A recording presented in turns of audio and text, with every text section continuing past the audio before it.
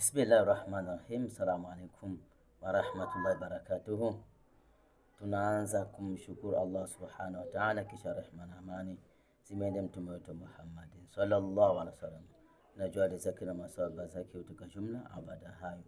Mada yetu ambayo tunaizungumzia hivi sasa ni mada ya Mashia.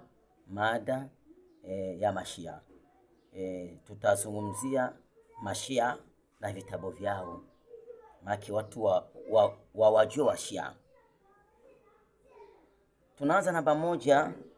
Ya'taqidu ba'du Shia anna Allah ba'atha Jibril bilwahyi ila Ali alayhi salam, faghalatu Jibril wa anzala alwahyi ala Muhammadin sallallahu alaihi wasallam.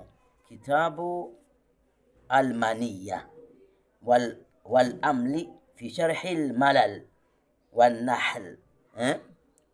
Ndo anasema safha ya 30. Anasemaje?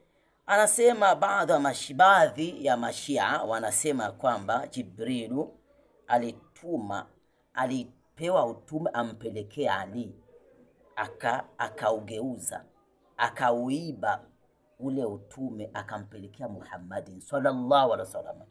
Hayo ndio Mashia wanasema ndani ya kitabu hicho ambacho nimetaja, Almaniya wal amli fi sharhi al-malal wan nahl, safha ya kitabu hicho 30.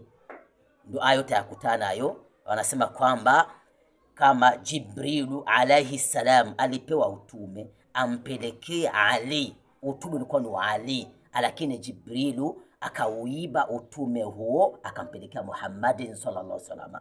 Yote ni uongo, yote ni uongo wa Mashia. Utume ulikuwa wa mtume wetu Muhammadin sallallahu alaihi wasallam. Jibrilu kupeleka utume kwa mtume wetu Muhammadin sallallahu alaihi wasallam ndio gisi alivyoamrishwa na Allah subhanahu wa ta'ala.